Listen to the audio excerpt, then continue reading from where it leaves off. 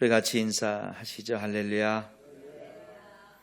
옆에 분들하고도 좀 이렇게 좀 아이 컨택 하세요. 잘 오셨습니다 라고 우리 축복해 주십시오.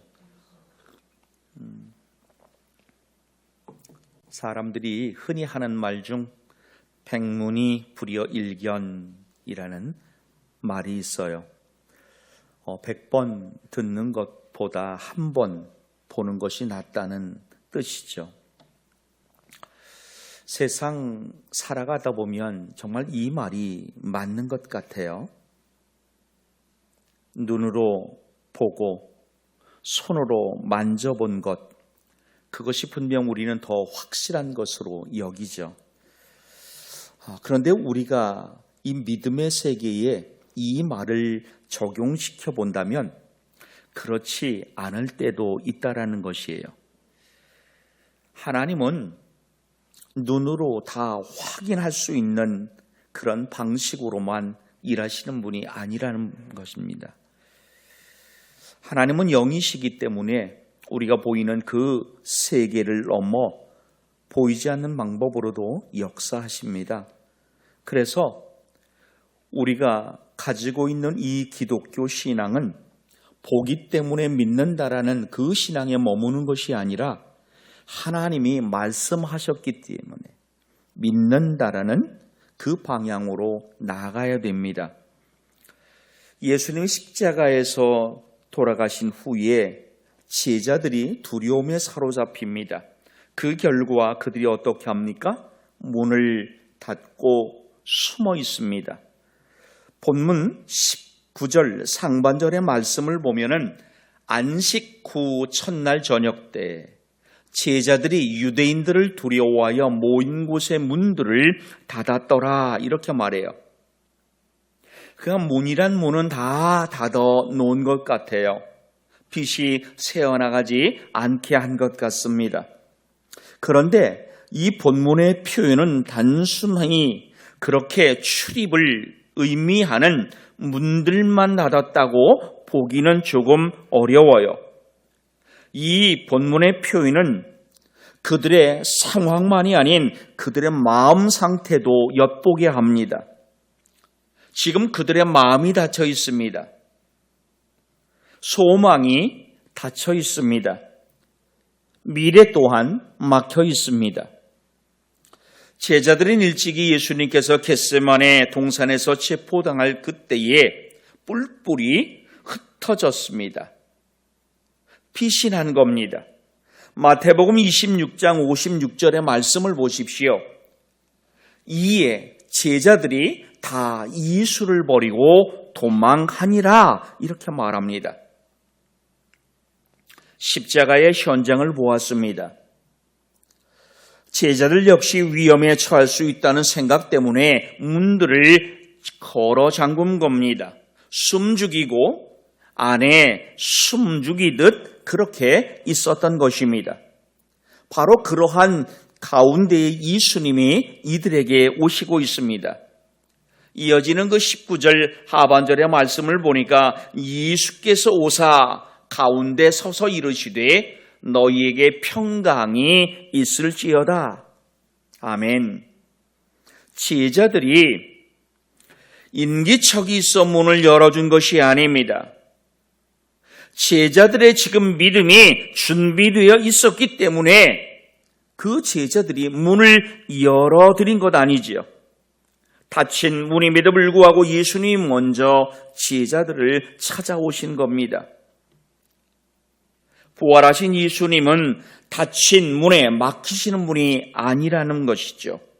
그리고 지금 예수님은 그 제자들에게 먼저 말씀하십니다. 너희에게 평강이 있을지어다. 이 평강은 단순한 인사가 아닙니다. 하나님과의 관계 회복에서 오는 평강입니다. 두려움의 한가운데서도 흔들리지 않는 바로 그 구원의 평강입니다. 예수님이 제자들에게 바로 이 평강을 말씀하시고 있습니다. 지금 제자들의 상황은 전혀 바뀌지 않았습니다. 여전히 위험한 상황입니다. 예수님이 그들 가운데 서 계시는 순간 그 두려움의 자리에 평강이 선포되었어요. 예배하는 저와 여러분에게 바로 이 평강이 임하시기를 축복합니다. 이것이 부활의 첫 번째 은혜예요. 예수님이 부활하신 것이 은혜지만 그보다 더 큰 은혜는 바로 제자들에게 직접 접해진 이 평강의 소식이에요. 그러므로 부활은 그저 죽음을 이기신 사건만이 아니지요.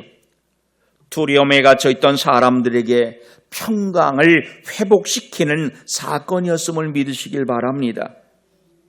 예수님은 이어서 어떻게 하시고 있습니까? 손과 옆구리를 보여주시고 있습니다. 20절을 보니까 이 말씀을 하시고 손과 옆구리를 보이시니 제자들이 주를 보고 기뻐하더라. 부활은 십자가를 지워버린 사건이 아닙니다. 못자국과 창자국이 있는 몸으로 오셨습니다. 이것은 부활이 고난을 부정하는 것이 아니라 고난을 완성하고 영화롭게 하는 사건임을 우리에게 보여줍니다. 다시 말하면 예수님의 상처는 패배의 흔적이 아닌 구원의 표지예요. 구속의 표지예요. 제자들은 어떻게 했다고 기록합니까? 주를 보고 기뻐했다고 기록하고 있습니다. 여러분, 참된 기쁨을 여기서 우리가 보게 되지요. 문제가 다 해결되어서 오는 것이 아닙니다. 살아계신 예수님을 만날 때부터 시작되는 겁니다. 그러므로 이 예배의 자리가 오신 예수님이 말씀하시는 평강이 들려지는 자리, 그로 인해 참된 기쁨을 누리는 자리이기를 축복합니다. 이어서 예수님은 21절에서 또 이렇게 말씀하시고 있습니다. 또 말씀하세요. 너희에게 평강이 있을지어다. 아버지께서 나를 보내신 것 같이 나도 너희를 보내노라. 아멘. 부활의 평강은 그리스도인에게 안주를 약속하지 않고 있습니다. 놀랍게도 안주를 위한 평강이 아닌 사명을 위한 평강임을 다시 깨닫게 하시고 계세요. 그리고 이어지는 22절에서는 이렇게 말씀하시고 있습니다. 이 말씀하시고 그들을 향하사 숨을 내쉬며 이르시되 성령을 받으라. 아멘. 성령을 받으라는 이 말씀에는요, 정말 놀라운 신학적 의미가 담겨 있습니다. 지금 예수님은 두려워 문들을 다 닫고 심지어 마음의 문까지 미래를 향한 그 소망마저 닫고 있는 제자들을 찾아오셔서 위로만 하신 것이 아닙니다. 그들로 하여금 다시 그 부활의 소망을 회복했다면 세상을 향해 나가라 말씀하고 계신 겁니다. 특별히 여러분 22절 말씀에서 숨을 내쉬며 라고 하는 이 표현은 창세기의 창조를 떠올리게 합니다. 하나님께서 흙으로 사람을 지으시고 생기를 코에 불어넣으실 때 사람이 생명이 되었다라고 기록하고 있습니다. 이처럼 부활하신 예수님께서 제자들에게 숨을 내쉬며 성령을 받으라고 하신 것은 두려움과 낙심에 빠져 죽은 듯한 공동체를 새 창조의 공동체로 일으키는 장면입니다. 예수님은 두려움에 잠겨있는 이 제자 공동체를 새로운 창조의 공동체로 세우고 계신 것입니다. 그러므로 오늘 저와 여러분이 일하고 있는 이 교회, 세워가고 있는 이 교회는 우리의 의지와 열심만으로 유지되는 공동체가 아님을 깨닫길 부탁드리겠습니다. 하나님의 공동체는 성령의 숨결이 있어야 살아나는 공동체임을 믿으시기 바랍니다. 그래서 성령이 없는 교회는 조직일 수 있어도 생명체일 수가 없어요. 그러나 성령을 받은 교회는 다시 일어나고 다시 복음을 전하고 다시 세상에서 하나님 뜻을 드러낼 수 있게 되는 것입니다. 이 교회가 그렇게 성령의 힘으로 움직이는 공동체이기를 부탁합니다. 우리의 의지와 열심을 드러내고 자랑하는 그것이 믿음인 양 드러나는 교회가 아니라 성령께서 일하심을 드러내는 교회, 성령께서 이 교회를 통해 일하심을, 성령께서 나를 통해 일하심을, 성령께서 우리를 통해 일하고 계심을 드러내는 그 삶을 보이는 저와 여러분이기를 축복합니다. 이어지는 주의 삶의 말씀도 같은 맥락에서 우리는 이해할 수 있습니다. 그래서 23절에 보니까 정말 중요한 말씀입니다. 같이 한 번만 읽습니다. 너희가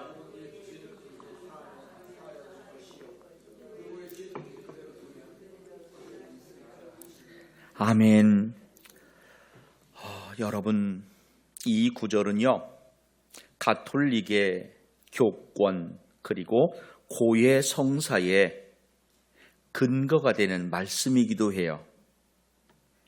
가톨릭에서는 예수님께서 지금 보신 말씀처럼 제자들에게만 죄 사하는 권세를 주셨다라고 말해요. 그래서 그 전통을 이어받고 있는 가톨릭 신부에게만 죄 사하는 권세가 있다, 이렇게 주장해요. 그런데 우리는 이 말씀에서 조금 신중할 필요가 있습니다. 뭐냐 하면은요, 성경 말씀을 찾아보면 성경 전체에 죄를 사하시는 분을 이야기하고 있어요. 그리고 죄를 사하시는 분은 오직 하나님 뿐임을 말씀하고 계세요. 성경은 하나님만이 죄를 사하는 권세를 가지고 계시다고 말합니다. 마가복음 2장 7절의 말씀을 보십시오. 사람이 어찌 이렇게 말하는가? 신성 모독이로다. 오직 하나님 한 분 외에는 누가 능히 죄를 사하겠느냐? 아멘. 누가복음 7장 48절과 49절의 말씀도 봅니다. 같이 한번 읽어볼게요. 이에 여자에게 이르시되 내 죄 사함을 받았느니라 하시니 함께 앉아있는 자들이 속으로 말하되 이가 누구이기에 죄도 사하는가 하더라. 아멘. 성경은 오직 하나님만이 죄 사함을 할 수 있다고 말씀하고 있어요. 이 말을 바꾸어 말하면 성경 어디에도 사람이 죄를 용서한 실례가 기록되어 있지 않아요. 빼놓은 것이 아니라 없기 때문이에요. 예수 그리스도 안에서 이루어진 죄 사함, 그것은 가톨릭 신부에게 있지 않아요. 심지어 예수님 제자에게도 있지 않았어요. 오늘 교회에도 이러한 힘은 주어지지 않았어요. 그럼 교회는 무엇을 합니까? 예수 그리스도 안에서 이루어진 죄 사함의 복음을 선포하는 곳임을 믿으시기 바랍니다. 교회는 죄를 임의로 사는 곳이 아니에요. 죄가 예수 그리스도로 인하여 사여짐을 선포하는 곳. 다시 말하면 복음을 믿고 회개하는 사람은 죄 사함의 은혜 안으로 들어가게 되어 있어요. 그러나 복음을 거절하는 사람은 여전히 죄 가운데 머물게 됩니다. 성령을 받은 교회, 성령을 받은 성도의 사명은 바로 이겁니다. 사람을 기쁘시게 하는 것이 아니에요. 죄인이 하나님께 돌아오도록 복음을 선명하게 전하는 것이에요. 어떻게요? 하나님에게 제사함의 권세가 있음을. 그래서 죄인된 우리가 하나님께 나아가야 함을 전하는 것이에요. 우리가 죄를 다 사하면 하나님이 하실 일이 없어요. 하나님이 하실 일을 뺏지 마시기를 부탁합니다. 부활하신 예수님께서 제자들에게 처음 나타나셨어요. 그런데 하필 그때 도마라고 하는 제자는 그 자리에 없었던 것 같아요.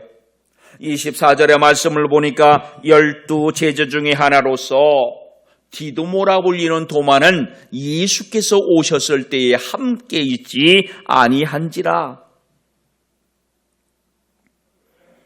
이로 인해 25절에 있는 말씀을 같이 한번 이어서 볼게요.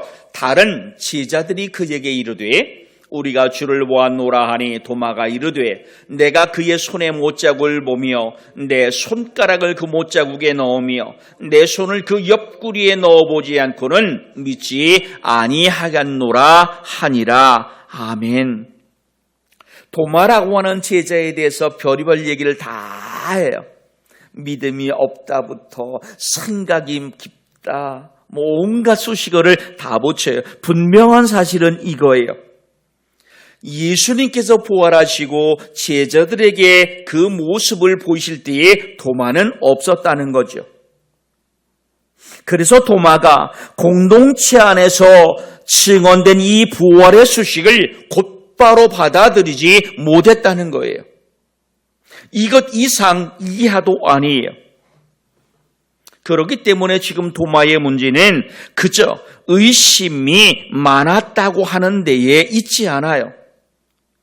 그는 자기 경험을 믿음의 최종 기준으로 삼으려 했던 것 같아요. 앞서 말했듯이 백문이 불여일견. 그러니까 이 말에는 약간 부정적인 것도 들어있는 것이에요. 내가 100번 얘기하지만 나는 믿을 수 없다라는 말과 같은 것이거든요. 내가 본 것만 믿어. 지금 도마가 그러합니다. 그리고 이것이 사람의 한계입니다. 사람은 늘 하나님을 자기 수준으로 끌어내려 확인하고 싶어 합니다. 그러나 참된 믿음은 하나님을 내가 다 이해했기 때문에 믿는다고 고백하는 것이 아니에요. 내가 이해하지 못해도 하나님이 참되시다는 사실을 받아들이는 데서 잘하는 것이에요. 그러므로 이 아침도 말씀을 이해하기 위해 기도하는 것이 아니라 말씀을 받아들이기 위해 기도하는 여러분이기를 축복합니다. 놀라운 것은요, 예수님께서 이런 도마를 버리지 않으셨다는 겁니다. 이 어들의 후에 예수님이 다시 오셨어요. 그리고 26절을 보면은 말합니다. 제자들이 다시 집안에 있을 때에 도마도 함께 있고 문들이 닫혔는데 예수께서 오사 가운데 서서 이르시되 너희에게 평강이 있을지어다. 아멘. 오늘 선포되는 이 평강, 이 평강을 누리시기를 축복합니다. 앞에서 문들이 닫혔다는 표현과 여기에서 닫혔다는 표현은 조금 다를 거예요. 앞에는 마음의 상태까지 표현한 거라면 여기는 지금 문이 닫혀 있는 그 상태일 것 같아요. 다만 도마만 그러하지 않았겠지요. 그리고 도마를 향해 말씀하시는데 어떻게 말씀하십니까? 27절을 볼까요? 내 손가락을 이리 내밀어 내 손을 보고 내 손가락을 내밀어 내 옆구리에 넣어보라. 그리하여 믿음 없는 자가 되지 말고 믿는 자가 되라. 아멘. 예수님은 도마가 했던 말을 다 알고 계셨어요. 그가 공동체의 증언을 거절한 것도 알고 계셨어요. 그가 자기 경험을 요구한 것도 알고 계셨어요. 그런데도 예수님은 도마를 밀어내지 않으세요. 오히려 그 의심의 자리까지 친히 찾아가셔서 믿음의 자리로 그를 초청하고 계세요. 여러분, 이게 복음입니다. 예수님은 의심하는 자를 내치지 않으셨어요. 믿음 없는 자가 되지 말고 믿는 자가 되라고 오히려 초청하고 계세요. 오늘 우리의 삶의 자리에서 사람들을 향한 전도 또한 이와 같기를 부탁합니다. 결국 도마가 놀라운 고백을 합니다. 28절을 보니까 나의 주님이시오 나의 하나님이시니이다. 할렐루야. 오늘 이 고백은 내가 이제 부활을 직접 경험했으니 1년 경험했으니 이제 부활하신 주님을 믿습니다라는 고백이 아닌 거예요. 그 인정에서 그치는 것이 아니라 부활하신 예수님을 나의 예수님, 나의 하나님으로 받아들이는 고백입니다. 그러니까 도마의 이 고백은 부활함에 대한 정보의 확인을 넘어 인격적 헌신이며 신학적 선언을 하고 있는 겁니다.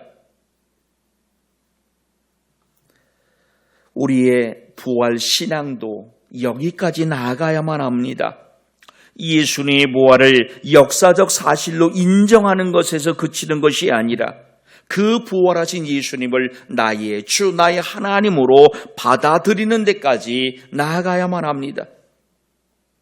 그때 예수님께서 뭐라고 말씀하시고 있습니까? 이 19절을 보니까 이렇게 말씀하시네요. 너는 나를 본고로 믿느냐? 보지 못하고 믿는 자들이 복되도다.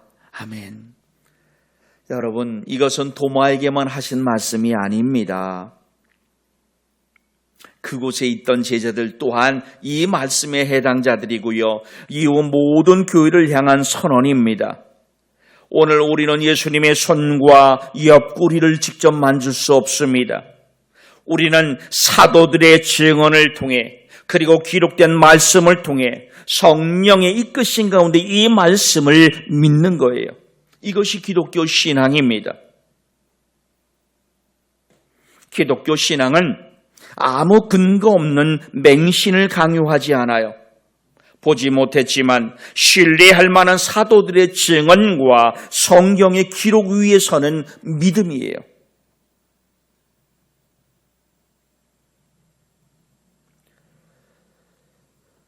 요한이 복음서를 기록한 목적을 그리고 분명하게 말하고 있어요. 오늘 우리가 아침에 읽었던 그 31절을 보십시오.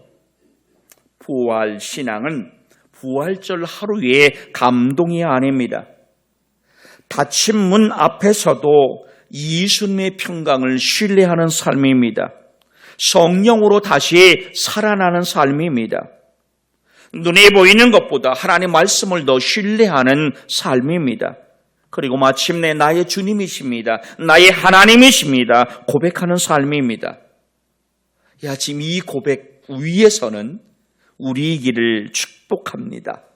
이 고백 위 우리 삶이 다시 살아나게 될 것입니다. 기도하겠습니다. 하나님, 예수 그리스도의 부활의 평강이 우리에게 임함을 믿게 하시옵소서. 주님이 주시는 평강을 받아들이는 아침이게 하시옵소서.